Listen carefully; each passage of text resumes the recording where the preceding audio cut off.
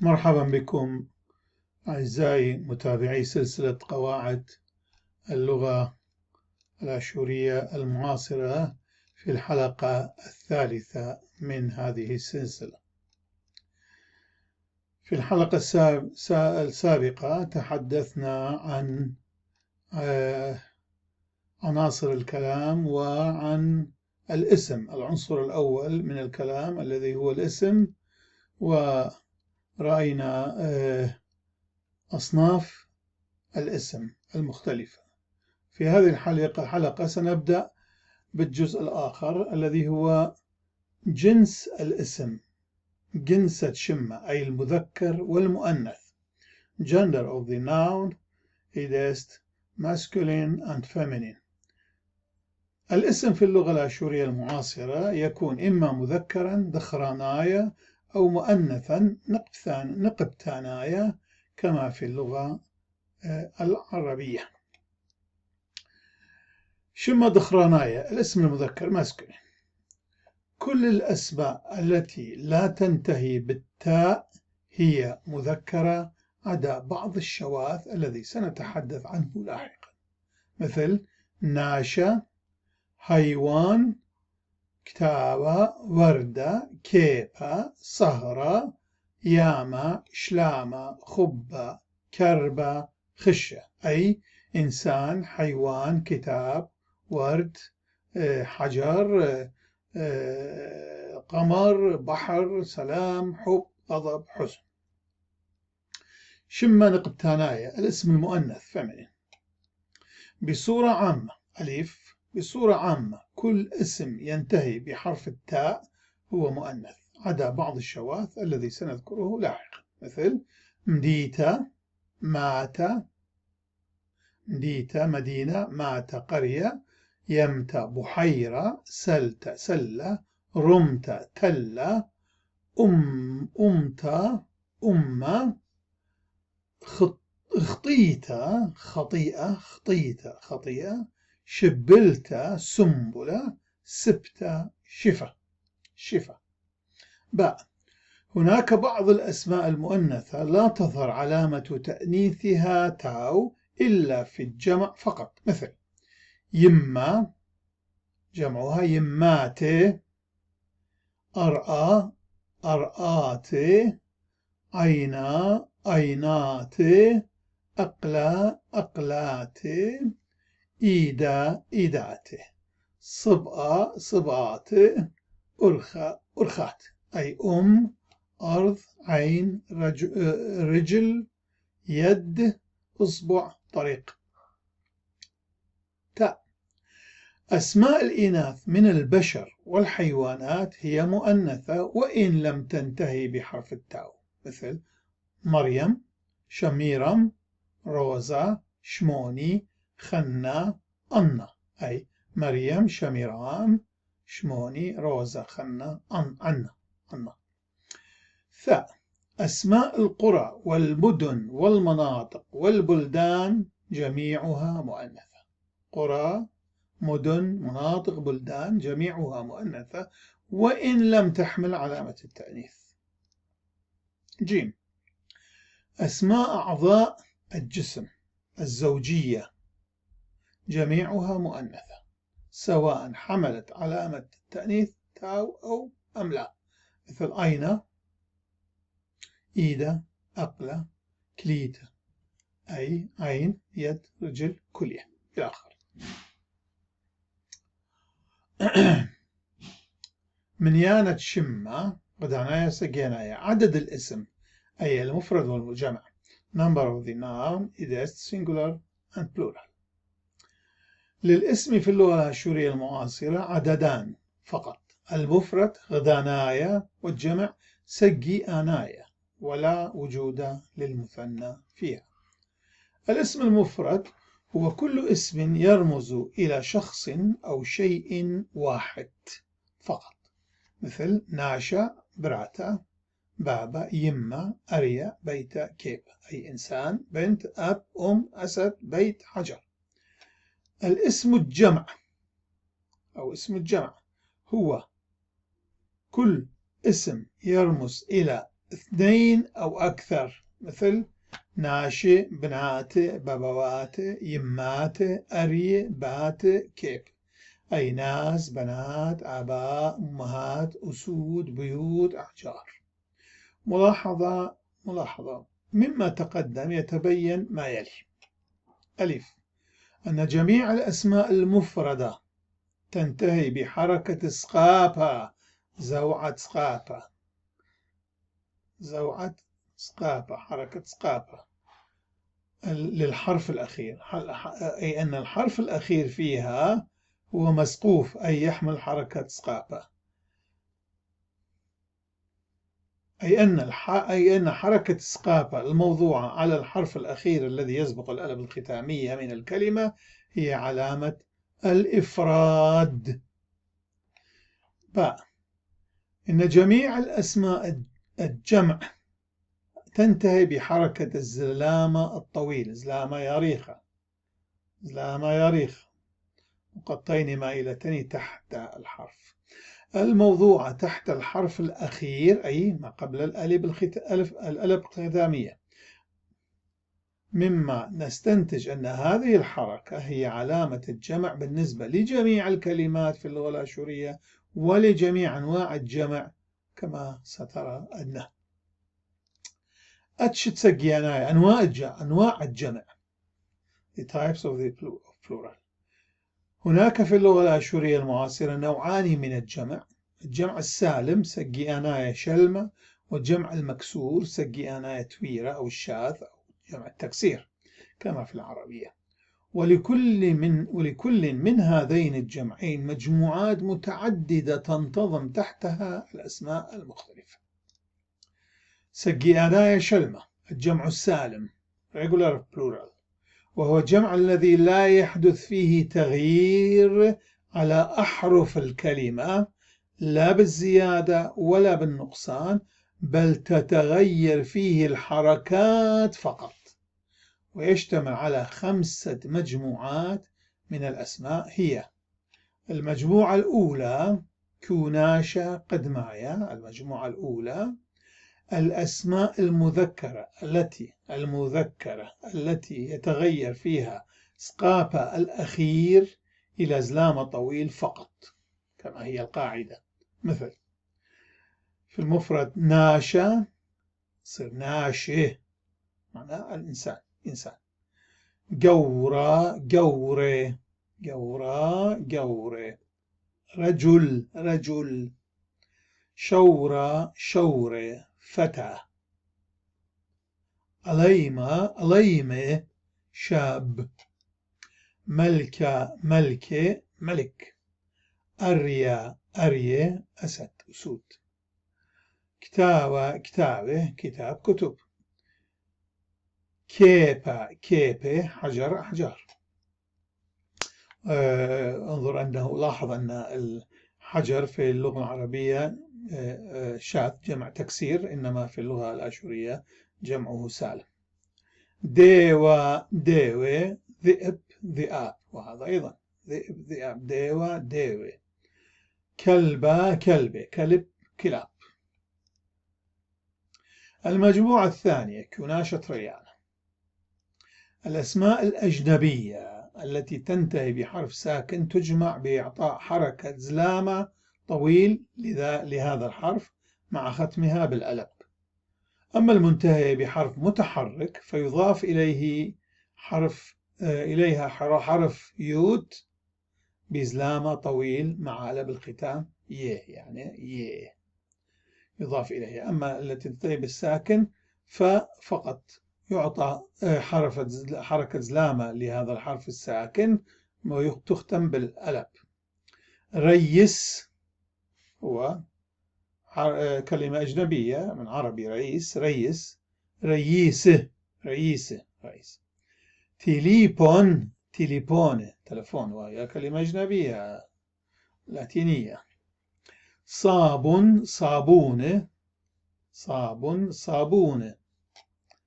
تلفزيون كمبيوتر جرام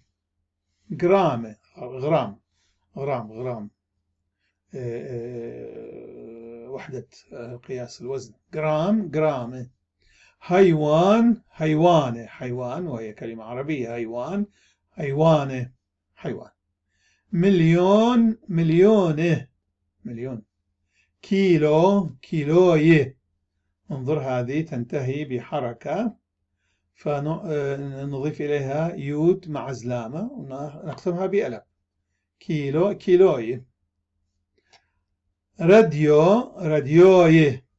راديو تنتهي بحركة نعطيها يود زلامة ونختمها بألف. راديو راديويه راديو. المجموعة الثالثة كناشة ليتاي. الأسماء المؤنثة التي يكون الحرف الذي يسبق الحرف الأخير فيها ساكنا تجمع بإعطاء حركة سقاپة لذلك الحرف وقلب سقاپة الحرف الأخير إلى زلامة طويل. مثل درتا، الحرف الثاني فيها هو ساكن تصير داراته. ماذا عملنا؟ أعطينا سقاپة لهذا الحرف الساكن وقلبنا سقاپة الحرف الأخير إلى زلامة طويل. داراته تصبح داراته، تعني دار أو حوش. كرتا كاراته، تعني حمل حمل. كلتا كلتا كالاته، تعني الكنة أو العروس. شبتا شبتا شباته، شبتا شباته وتعني السبت. ايتا أو ايتا ايضاته ايتا ايضاته، حرف الساكن دلات يأخذ سقاپة وزلام، السقاپ الأخير يصبح زلامة وهي تعني كنيسة كنيسة. التا التا اللاته، التا اللاته تعني علة أو سبب. مديتا مديناته، مديتا مديناته، هذا ساكن هنا لا يلفظ لكن في الجمع يلفظ. وهذا هو إحدى الأسباب التي نحافظ عليه في المفرد وفقط نجعله غير ملفوظ. مديتا فيلفظ في الجمع. مديناته مدينة. المجموعة الرابعة كناشة رويعاية.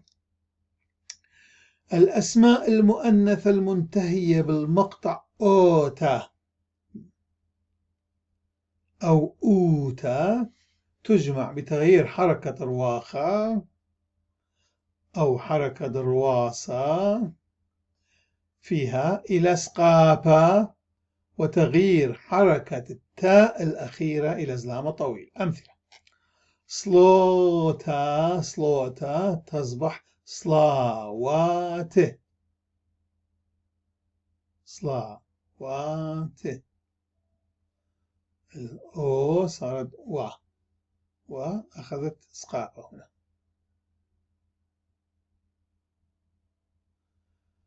صلاة.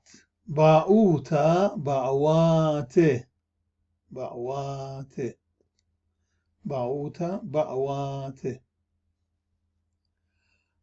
باصوروتا باصرواته نقص. باؤوتا باواته طلب. باصروتا باصرواته نقص. شوتابوتا شوتبواته شوتابوتا شوتبواته جمعية. طيبوتا طيبواته طيبوتا طيبواته تعني نعمة النعم. المجموعة الخامسة كناشة خميشاية. الأسماء المؤنثة المنتهية بالمقطع إيتا تجمع بإضافة حركة سقاپة إلى اليود مع تغيير سقاپة الأخير إلى زلامة طويل. مثل توديتا، توديات، توديتا، توديات. وكأننا نعطي يود أخرى، ولكننا لا نضيف يود أخرى، إنما نستعمل نفس يود الخواصة هذه لكي نضع فوقها أيضا سقاطة. فهنا اليود تلعب دوران: دور الحركة للحرف السابق حركة إي، ودور الإسقاطة ودور يود سقاطة كأنها حرف كامل مع حركة سقاطة، لكي نتفادى من تكرارها وإطالة الكلمة. توديات، ولكن أصل هي أننا نضيف يود أخرى مع سقاطة. توديات. وتعني الديانة، ديانة. مشريتا، مشريات، معسكر أو مخيم. كوسيتا، كوسيات، تعني قبعة. سنونيتا، سنونيات، وتعني السنون، طير السنون. بريتا، بريات أو بريات، هي بريات، خليقة، تعني خليقة. بنيتا، بنيات، وتعني منطقة. سجيانا تويرا، جمع التكسير irregular plural. جمع التكسير يشذ عن القاعدة لأنه يطرأ تغيير على الحروف فيه، إضافة إلى قلب إسقاط الحرف الأخير إزلام طويل. هذه الجزئية هي عامة لكل الجمع. لا جمع في اللغة الآشورية المعاصرة إلا بأن يكون الحرف الأخير فيه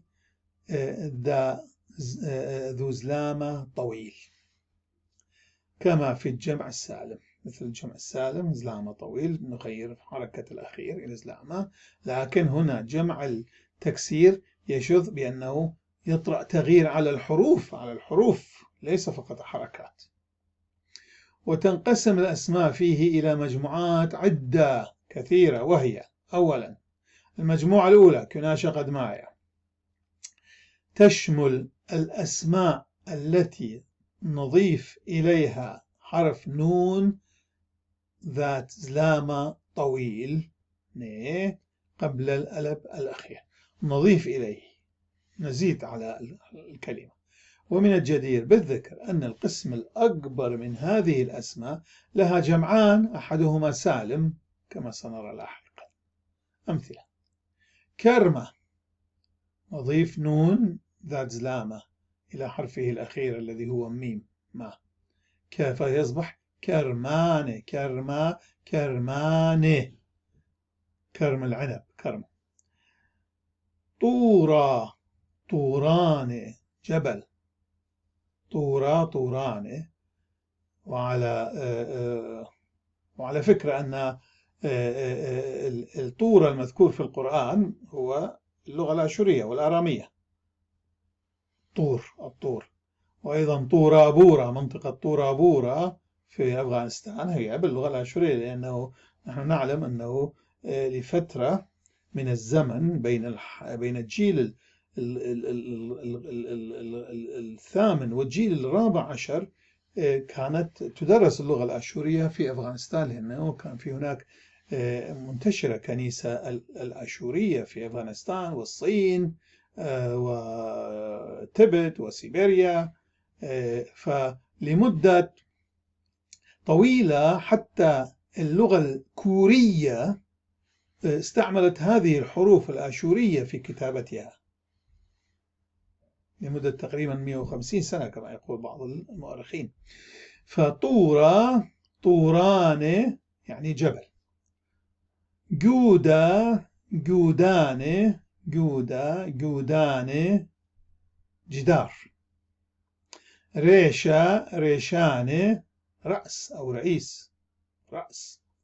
ريشة، ريشانة. دوكة، دوكانة محل، مكان. خقلة، خقلانة حقل.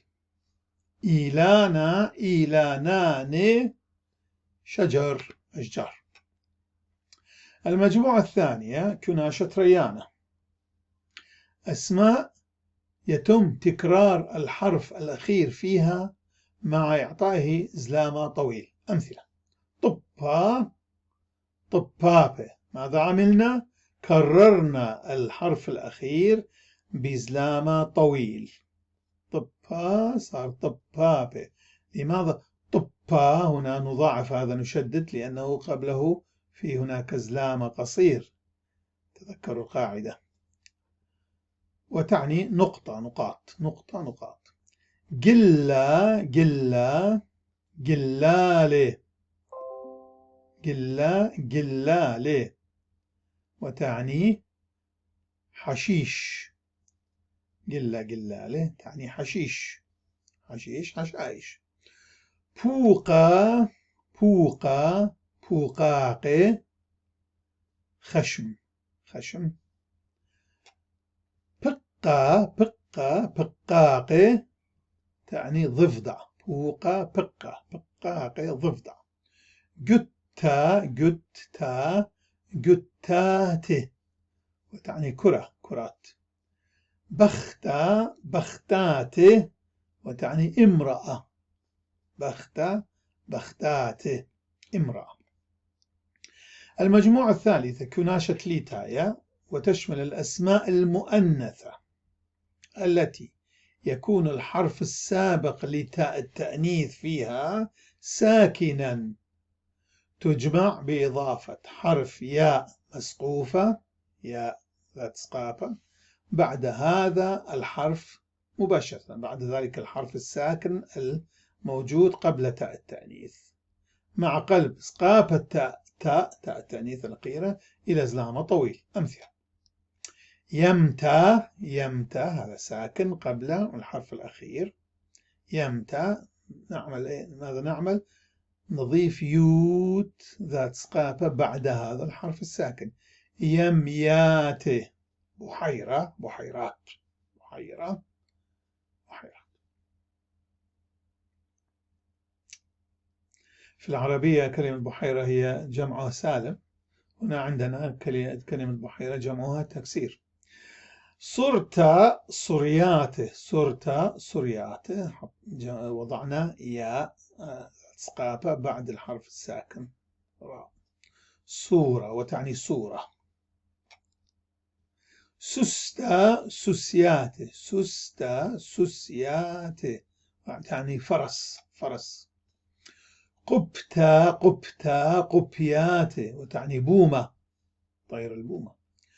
قبتا، قبياته، قبتا، قبياته وتعني جبنة، جبنة. المجموعة الرابعة كناشة رعاية، الأسماء المؤنثة التي ليست لها تاء التأنيث تجمع بإضافة هذه التاء مع حركة زلامة طويل، أي تي تاو مع زلامة في آخرتها. أمثلة: ياما، ياماته، ياما، ياماته، أضفنا تاء زلامة بعد حرفها الأخير، لأن الألف كما قلنا هي تاء الخاتية تختم ودائما تبقى في مكانها. وتعني الكلمة ياما، يامات بحر، بحار. تذكر يمتى، يامياته كانت بحيرة، ياما، ياماته هي بحر، بحار. أرخى، أرخاته، أرخى، أرخاته، أضفنا التاء مع زلامة وتعني الطريق. أقلى، أقلاته، أقلى، أقلاته وتعني رجل، رجل. تذكروا كان جاءت هذه الكلمة في الجمع السالم، لأن لها جمع سالم أيضا ولها جمع شاذ، جمع تكسيري. أقلى، أقلات. إيدا، إيدات، هذه أيضا معناها يد، هذه أيضا لها جمع سالم. وسوف نخصص مجموعة لهذه الأسماء التي لها جمعين أو ثلاثة أو أكثر. أقلى، أقلات، رجل. إيدا، إيدات، يد. أرأى، أرآت، أرض. يونا يونات تعني حمامة. أينا أينات تعني عين، وهذه أيضا لها جمع سالم أينه أينات. المجموعة الخامسة كناشة خميشة تشمل على بعض الأسماء المذكرة التي تجمع بإضافة المقطع وات إليها. أمثلة: خونة خنوات تعني أخ، خونة خنوات. أطرى أطروات، أطرى أضفنا إليها وات، أطرى أطروات تعني وطن بلد. جاري جاري جاراوات وتعني السطح. بابا باباوات وتعني أب. ليلي ليلي ليلاوات وتعني ليل، الليل. ليلي ليلاوات، ليلي ليلاوات. إيدا إيدا إيدا إيداوات وتعني عيد أعياد. خيلا خيلاوات وتعني قوة، القوة، القوة القوات. المجموعة السادسة كناشة شتيتا الأسماء المؤنثة المجذومة، المجذومة التي تنتهي بحركة رواسة تجمع بإضافة مقطع وات أو مقطع نيات، فلها جمعان: إما وات أو بنيات، نيات إليها.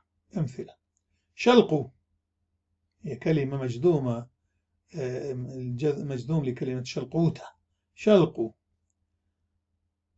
تصبح شلقوات إما بإضافة وات عليها أو نيات، إضافة نيات، شلق نيات، شلقوات أو شلقنيات. حصب وتعني الحصبة، مرض الحصبة. قاطو تصبح قاطوات أو قاطنيات وتعني القطة، قط. كالو كالوات ينكال أو كالونيات وتعني العروس. المجموعة السابعة كناشة شوي آية. بعض الأسماء المؤنثة تجمع بحذف تاء تأنيثها وإعطاء إزلام طويل للحرف السابق له، أي تكتسب شكل المذكر إلا أنها تبقى مؤنثة. أمثلة: بعتة بعتة يعني بيضة، تصير بئة بئة. وتذكر القاعدة التي قلنا أنه عين مشكلة والعين المتحركة في الكلمة نلفظها كياء، فهنا نقول بي، تسمعون كثيرا بي، ما نقول بئة، بي. بيتا وهي ما نلفظها هنا بيتا، حسب القاعدة قلنا أنه عين ساكنة لا تلفظ، فبيتا نقول بيتا بي بي.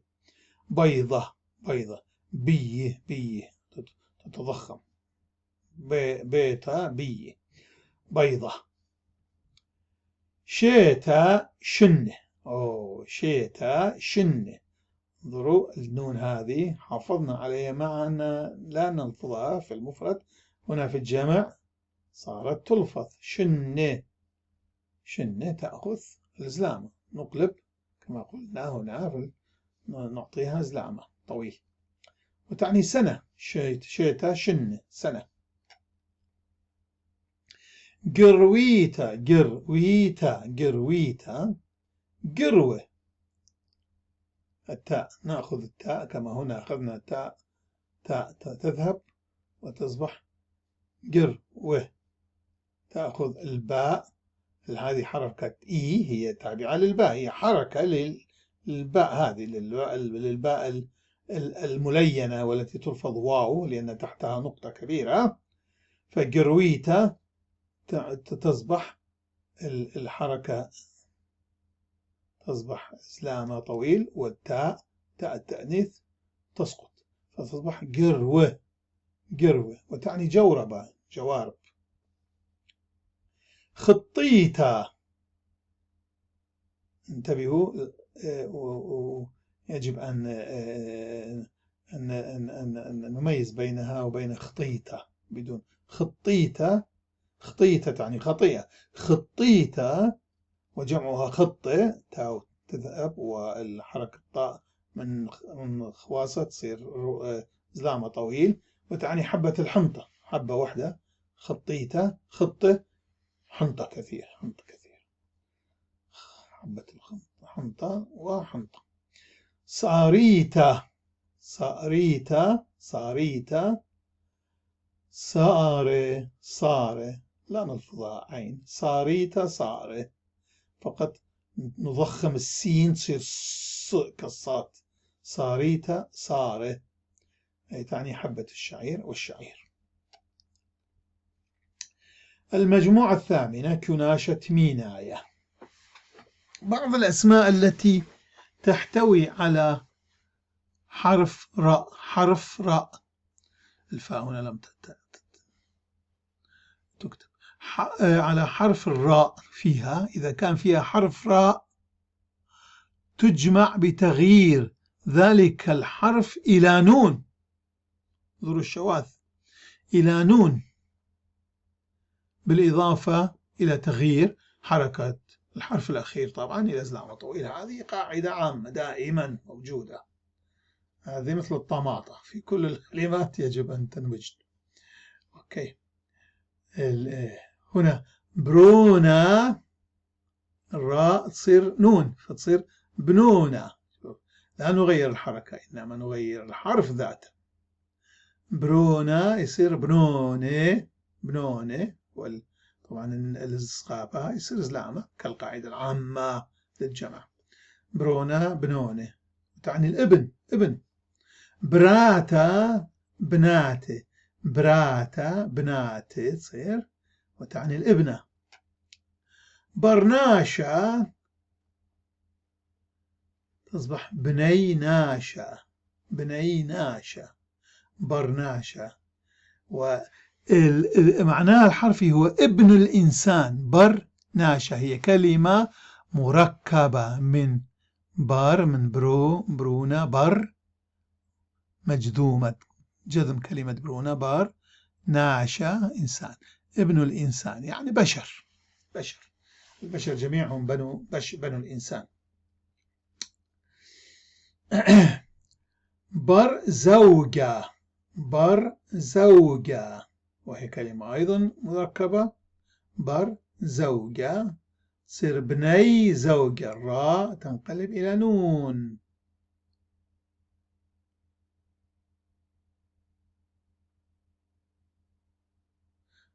تجمع هذه يعني فقط هذه مجموعة، وهذه طريقة جمع الكلمة هذه، بني زوجة، زوج. برات زوجة تصير بنات زوجة، برات زوجة تصير بنات زوجة، زوجة. بر زوجة تصير بني زوجة، حركة باء هنا تذهب للنون. زوج. بنات زوجة هي بنات تصير بنات زوجة، زوجة. بر أطرة تصير بني أطرة، مواطن. برات أطرة تصير بنات أطرة، مواطنة، مواطنة، مواطنات، مواطن، مواطنون. برا إيدا، برا إيدا تصير بنات إيدا، برا إيدا بنات إيدا، وهي كفوف جوانتي. المجموعة التاسعة كناشة تشيعايا. هناك أسماء لا مفرد لها بل تأتي دائما جمعا. هاي المجموعة هذه التاسعة تشمل الأسماء التي دائما هي جمع وليست لها مفرد. أمثلة: مية، ماء، مية لا مفرد لها، هي جمع مية، ولا نقول نجمعها مية، مية ما في. ماء، مياه بالعربي لها جمع، ماء، مياه. أما في الشوري فهي جمع دائما، مية، 100.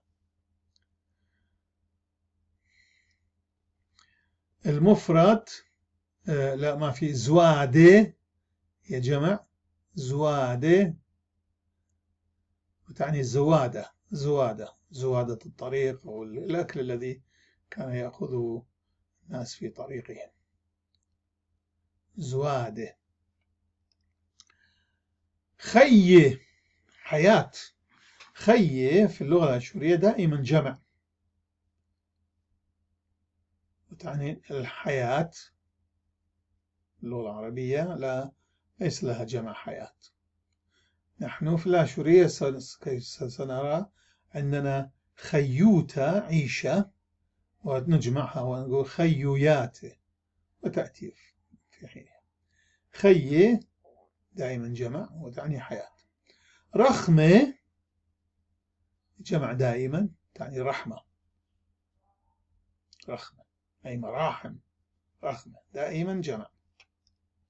المجموعة العاشرة كناشئ صيرايا، الأسماء التي ترمز إلى طبيعة الشيء أو جوهره هي مفردة دائما ولا جمع لها. ترمز إلى هي اسم طبيعة الشيء أو جوهره، هي مفردة ليس لها جمع. مثل بهرة، بهرة وتعني النور. شلامة تعني السلام. خبة تعني حب. كربة تعني غضب. دوشة تعني عسل.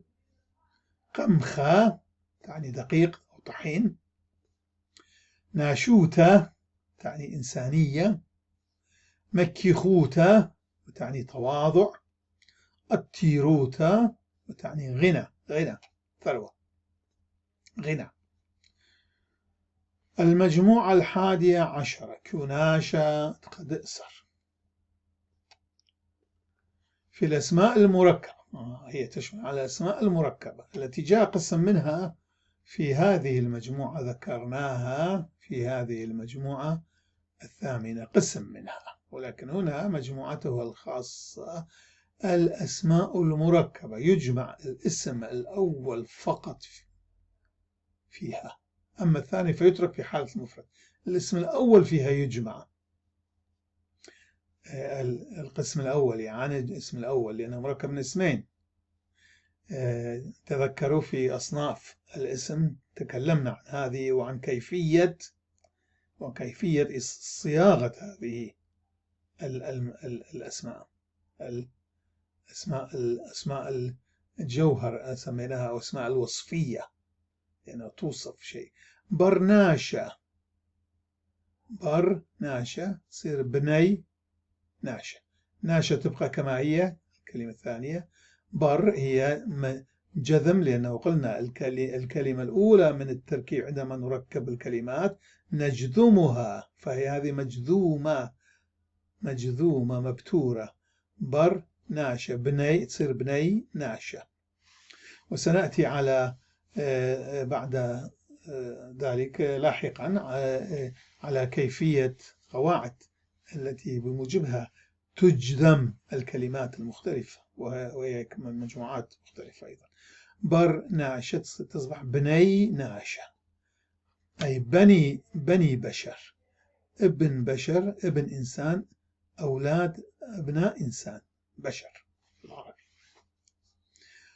بر أطرى تصبح بني أطرى، هذه فقط تجمع، بني أطرى مواطن. برات أطرى تصبح بنات أطرى مواطنة. بر زرعة تصبح بني زرعة وتعني البذرة، بذرة الشيء. بر كيانة، بر كيانة تصبح بني كيانة وتعني متطابق، شيئين متطابقين في الطبيعة، في طبيعتهم، في جوهرهم. بر كيانة يعني من نفس الكيان، من نفس الوجود، من نفس الطبيعة. بر زوجة، بر زوجة تصبح بني زوجة، بني زوجة، تعني قرين أو زوج. برات زوجة تصبح بنات زوجة، تعني قرينة أو زوجة.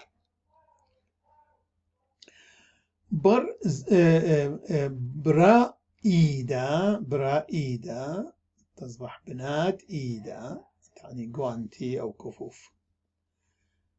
براء صبأة تصبح بنات صبأة، وهي واقي الأصبع. عند الخياطين عندما كان يخيطوا بالإيد لهم قطعة من المعدن يدخلوها إلى إصبعهم كي لا تثقب بالأبرة أو تهرز بالأبرة. برا قالة تصير بنات قالة، وهو صدى أصداء. برات قالة بنات قالة صدى. برا أينة تصبح بنات أينة، وهي النظارات. شو لاحظوا حتى في المفرد هذه في لها زلامة، هي الكلمة الثانية هي جمع. لماذا؟ لأنه العيون هم اثنان، جمعهم ليس مفرد. لا يوجد إنسان طبيعي إنسان يكون عينان، والحيوان كذلك، فهي جمع بالأصل هذه الكلمة. أما الكلمة الأولى المجذومة فهي مفرد. برا أينة نظارة واحدة، بنات أينة نظارات. خوار دقنا تصبح خواري دقنة، تجمع هكذا على طريقة الآشورية القديمة. هذه خوار دقنا خواري دقنا، شائب، إنسان شائب، شيخ عجوز. وتعني هي حرفيا ذات لحية بيضاء اللحية. في العربي نستعمل شيب الرأس. هنا عندنا الآشوري للدقن اللحية، خوار دقنة يعني أبيض الدقن أو أبيض اللحية. خواري دقنة شائب. شاقل شقلي باتا على طريقة القديمة هذه، شقلي باتا، شاقل باتا، شقلي باتا، وتعني مرائي. والكلمة حرفيا لو ترجمناها تعني شاقل تعني يأخذ، باتا وجه، يأخذ وجه، يعني ينظر إلى الوجوه، يعني يرائي، لا يقول الحقيقة إنما يرائي، ينظر إلى المنظر، إلى الوجه. شاقل باتا، وهذه استعملها كثيرا السيد المسيح في الإنجيل الطاهر. شاقل باتا، شقلي باتا، مرائي. آخل قرصة آخل يعني يأكل، قرصة يعني يأكل ال ال ال ال ال ال ال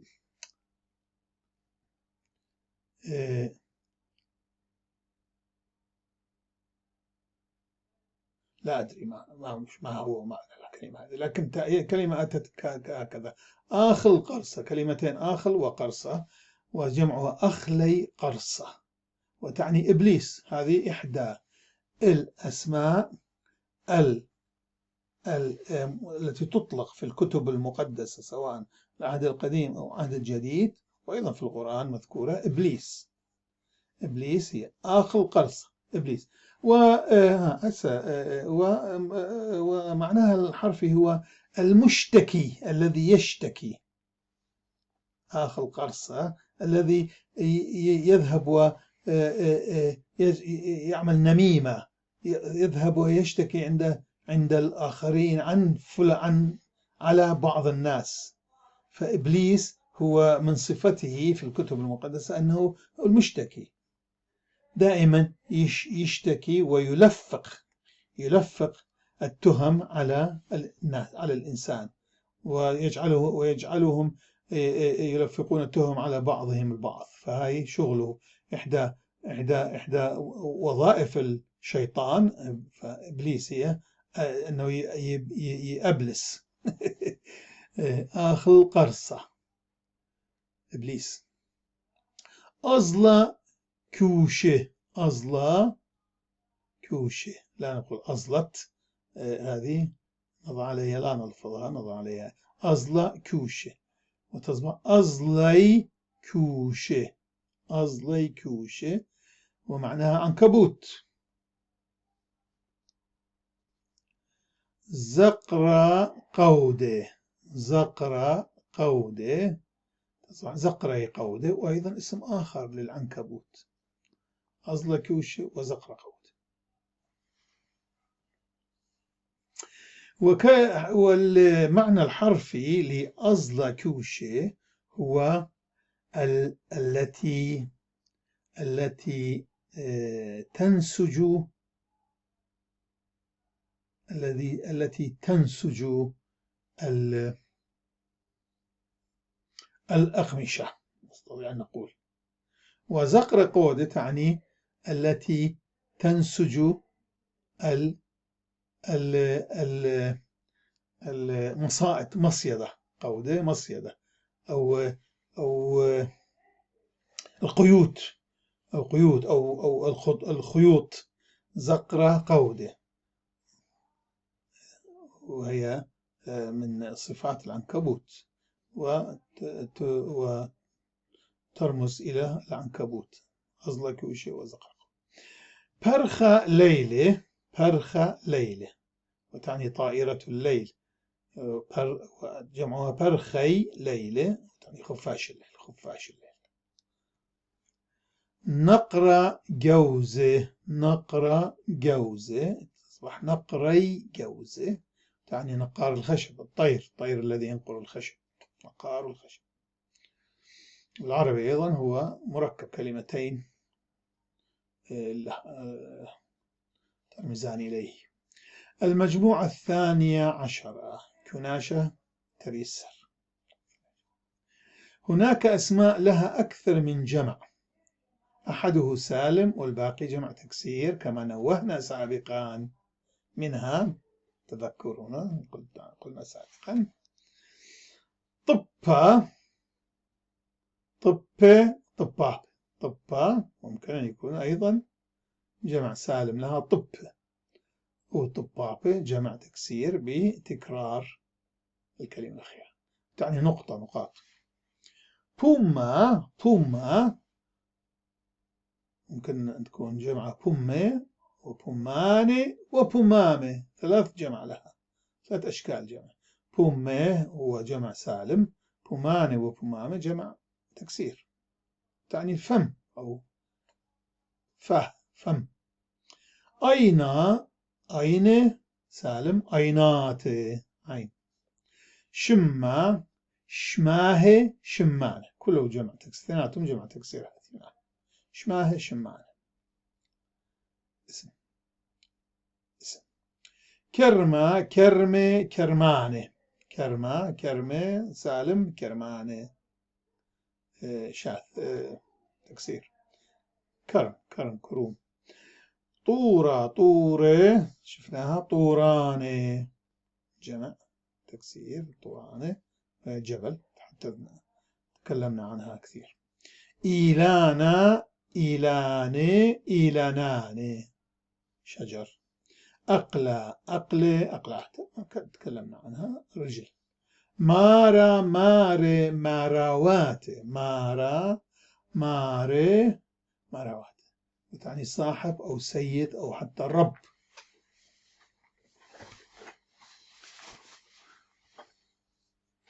مارا، ماري، ماراوات. شهرة، شهر، شهروات، شهرة، شهر، شهروات، يعني سهرة. بيتا، بات، بتوات، بيتا، بات جمع أحدهم بات وآخر بتوات، تعني البيت. بهذا نكون قد أنهينا كل الجمع. كل أنواع الجمع والمجموعات المختلفة التي تنضوي تحت جمع التكسير والتي تنضوي تحت جمع السالم. نتوقف هنا وأستودعكم الله، وألقاكم في الحلقة القادمة بإذن الله تعالى. إلى اللقاء.